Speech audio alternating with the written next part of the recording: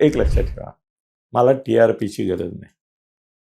मी TRP करता video चालवत नाही. मी पैशाकरता पण व्हिडिओ चालवत नाही. मी अनेक वेळा ते YouTubeचे आलेले पैसे किती आले आणि काय आले ते पण मी चेक करत नाही. घेत पण नाही. असू दे.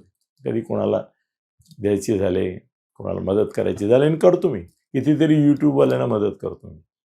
नावं नाही घेत, त्यांना बिचाऱ्यांना संकोचात टाकायचं नाही मला. पण अडचणीत असलेल्या माणसांना मदत करतो मी. ती ही अशीच YouTubeचे आलेले पैसे वगैरे असतात ते ठेवलेले असतात त्यातून करतो. मला त्याचीही गरज नाही.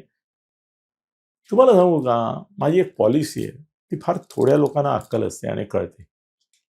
मार्केटिंगवाल्यांना पण ती माहिती नसते. काही काही हुशारांना असते माहिती.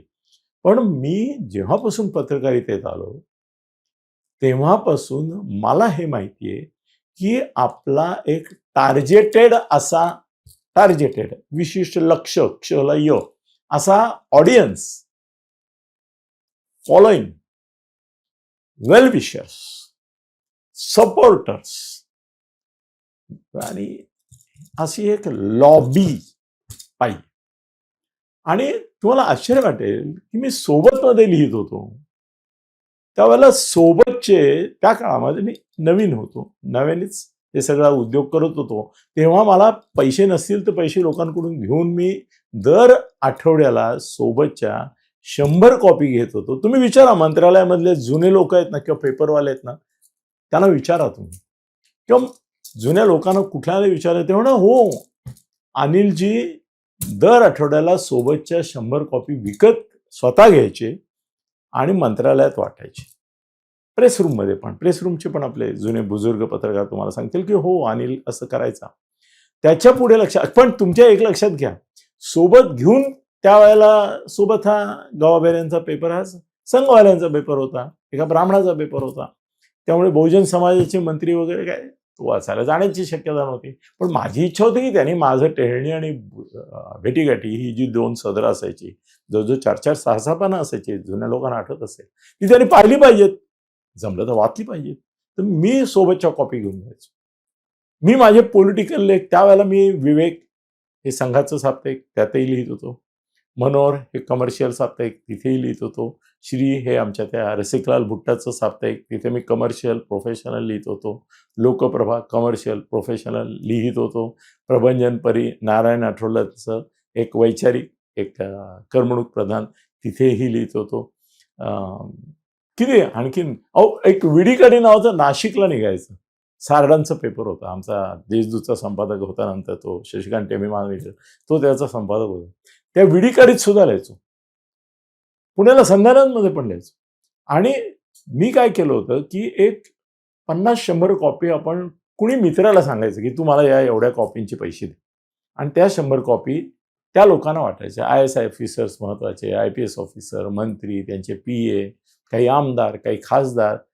माझा एक बाईकवाला त्या काळामध्ये होता, तो पोचवायचा. नंतर गगनभेदी जेव्हा काढला मी आणि तो लाखापर्यंत खपला, तेव्हा लाख कॉपी बाजारात खपत असून सुद्धा त्याच्या 10,000 कॉपी मी मला ज्यांना त्यांना वाचावं असं वाटतं त्यांना पाठवायचो.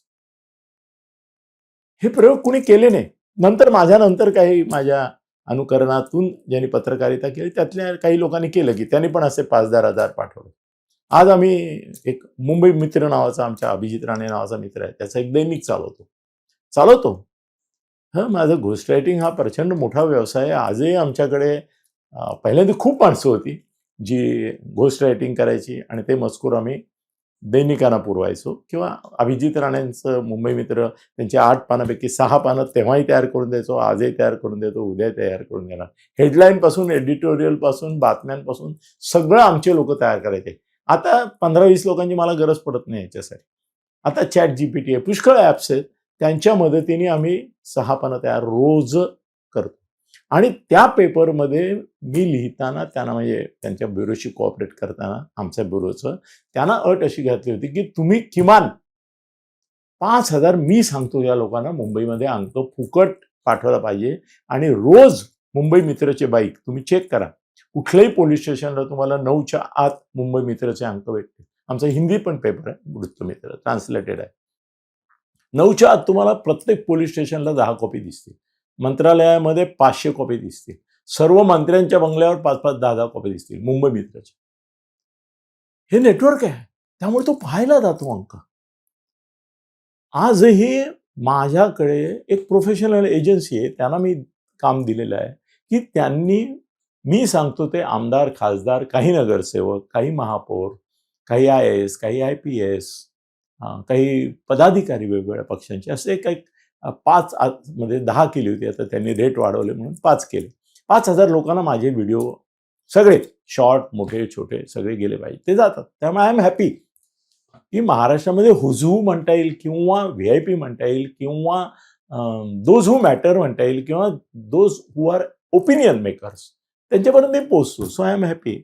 मला ते करायची गरज नाही. सांगायचा मुद्दा हा की मला काहीतरी TRP मिळावं, सर्क्युलेशन मिळावं म्हणून खोटं बोलायची गरज नाही. आता आय एम अवे फ्रॉम दिम. आणि मी पुढे 15-20 वर्ष, 25 वर्ष काही केलं नाही तरी मी 2 घास सुखाने खाईन.